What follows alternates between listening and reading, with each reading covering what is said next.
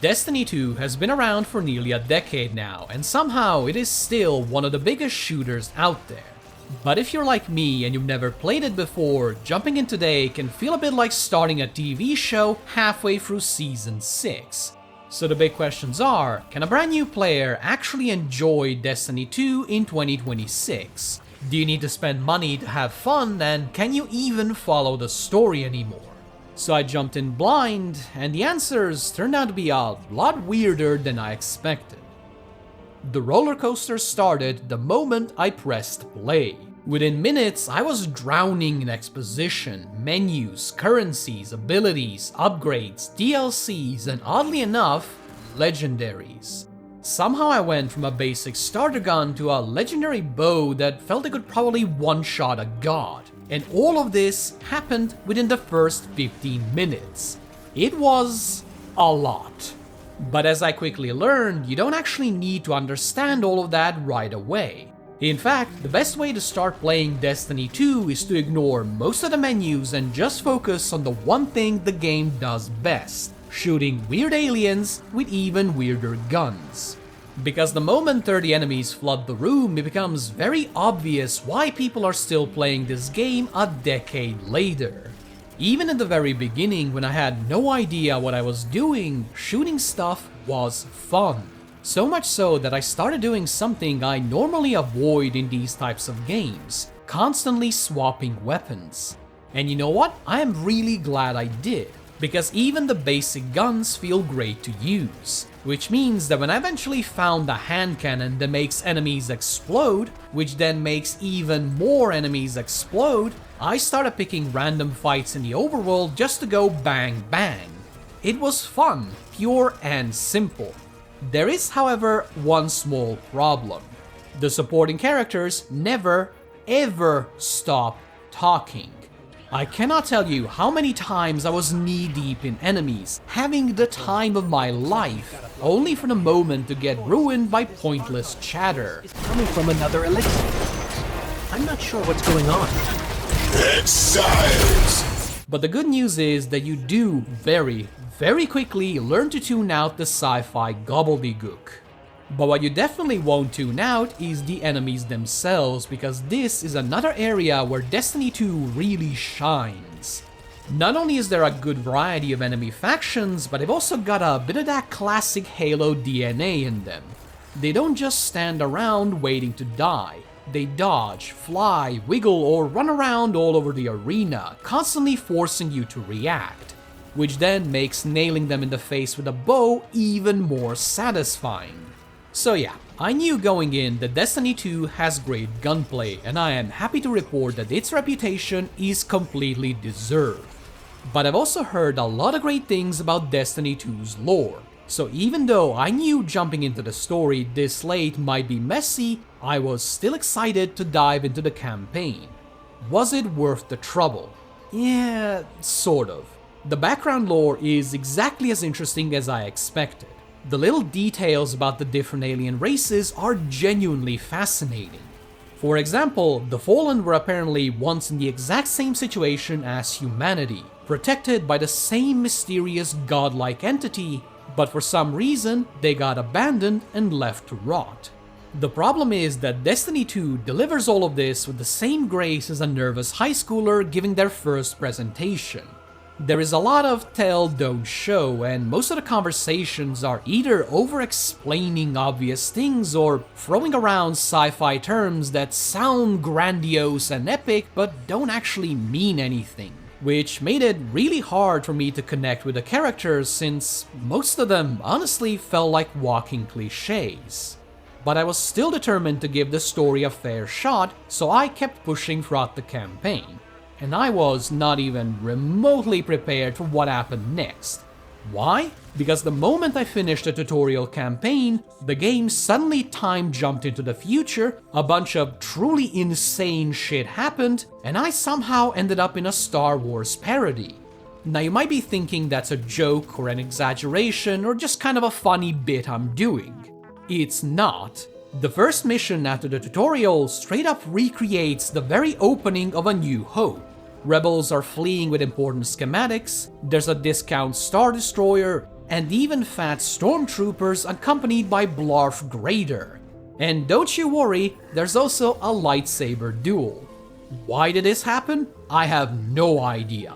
Who are any of these characters? Also, no idea. Have I gone insane? Probably. Now to be fair, these missions are still fun to play, and I'll get into the gameplay side of them in just a moment. But when a brand new character opened a conversation with "I died," you probably remember that, I finally realized something very, very important. The answer to my original question is no. As a brand new player, you have basically no hope of following Destiny 2's story. The campaigns are disjointed, messy, and heavily reliant on nostalgia and prior knowledge, which isn't exactly ideal when the game also gives no real guidance on where a new player should even go.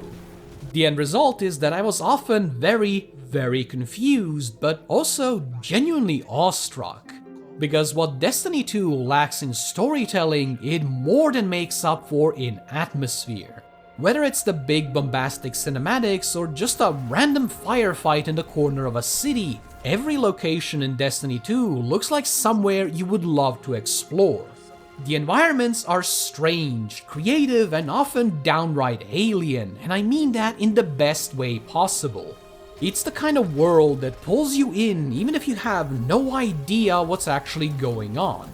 The only real downside is that some of these locations are so unusual that it can be very hard to tell where you're supposed to go, which means you'll often find yourself relying on the almighty quest marker to stay on track, which I must admit I'm not a big fan of. The levels really could have used a few more natural signposts, lighting, color, or just major landmarks to guide the player forward. But honestly, is this a really big problem? Are you kidding me? Just look at this place. I would happily wander across these landscapes even if there weren't any enemies to shoot at, purely to see just what kind of sci-fi nonsense is waiting around the next corner. But that does raise a few questions. Is actually playing through these missions any fun, even if you have no idea what's going on? And how does the DLC fit into all of this? Well, one of the best things about diving into an older game is that there's already a huge amount of content just waiting for you, and so I was constantly running into new and exciting things. Every few hours the formula would shift, new enemy types, new mechanics, and completely new locations. So even when the story left me scratching my head, I can safely say I was never bored. But more importantly, was it actually fun? Absolutely. While each campaign does include plenty of filler fights, they are frequently broken up with cool set pieces, short platforming sections, or unique mission gimmicks, which meant that I was always eager to push onward to see what kind of bizarre location I'd end up going to next. My only real issue is that a lot of the content is hidden within random submenus you just kinda have to stumble into.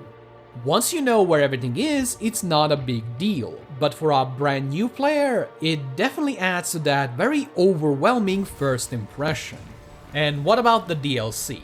Do you need to pony up cash, or can you play for free? Well, as a free player, you get access to 3 full campaigns, an hour-long sampler of the paid ones, on top of a random smattering of other activities. Altogether, that's probably around 10 to 20 hours of quality content before you start running into paywalls. After that, you'll pretty much have to buy whichever expansions actually interest you to properly continue. But honestly, I think that's a pretty fair deal. The free content is fun enough to stand on its own, and it gives you more than enough time to decide where you want to invest further into the game. Which brings us to the big question. Is it actually worth starting Destiny 2 as a brand new player? After doing it myself, the answer is yes, but with a few caveats. Because Destiny 2 is a very, very strange experience when you're coming in fresh. On one hand, it is messy. The story is confusing, the menus are overwhelming, and the game does a pretty poor job of guiding you players through 10 years worth of content. But once you push past that rough introduction, it starts to become very obvious very quickly why Destiny 2 has stuck around for so long. The gunplay is fantastic.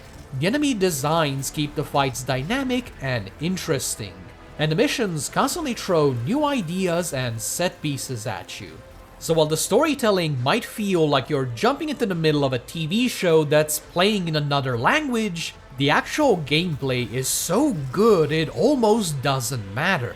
So whether you're just planning to try the free stuff or eventually pick up some of the expansions, there are easily dozens of hours of genuinely fun gameplay to be found here. And personally, even though I spent half of the time wondering WTF is going on, I still had a great time. Which I guess really is Destiny 2 in a nutshell. Thanks for watching. If you enjoyed the video, a like and a sub would help me out a lot, and I do hope to see you again soon. Bye bye!